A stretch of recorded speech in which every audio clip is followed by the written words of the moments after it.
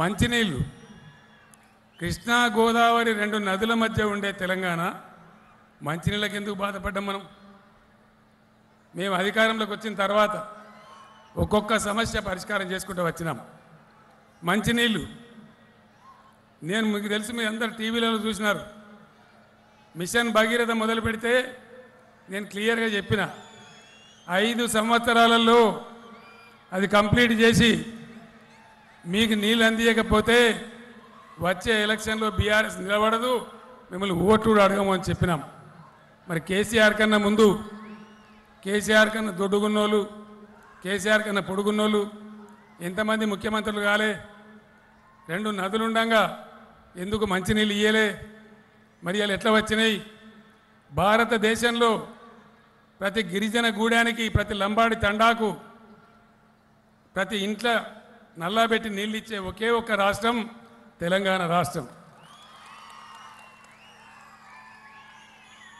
గంగా నది ఉంటుంది, గంగా నది ఉత్తరప్రదేశ్ అనే రాష్ట్రంలో.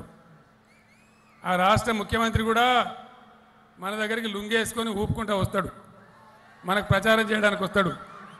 గంగా నది ఉండేటువంటి ఉత్తరప్రదేశ్లో కూడా ఇయ్యాలటి కూడా మంచినీళ్ళు దిక్కులేవు. అనేక నదులు ఉండేటువంటి రాష్ట్రాల్లో కూడా లేవు. అంటే ఎందుకు వచ్చినాయి మంచినీళ్ళు?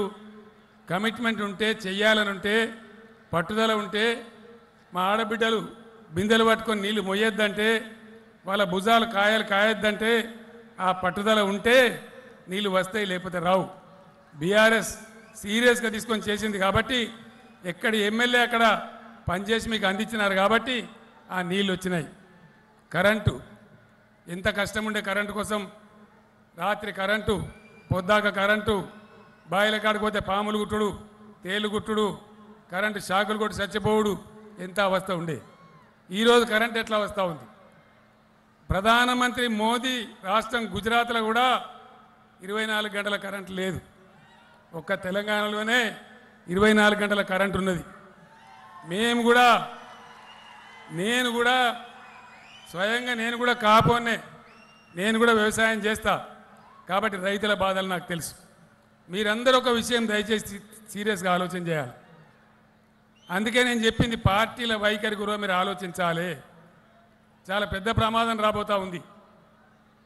వ్యవసాయం, రైతులు బాగుండాలని మేము శపథం తీసుకున్నాం, ప్రతిజ్ఞ పట్టినాం, పట్టు పట్టినాం. రైతు బంధు ఎక్కడ లేదు భూమండలం మీద. రైతు బంధు అనే పథకాన్ని పుట్టించిందే కేసీఆర్, బీఆర్ఎస్ ప్రభుత్వం. అది మీ అందరికీ కూడా తెలుసు.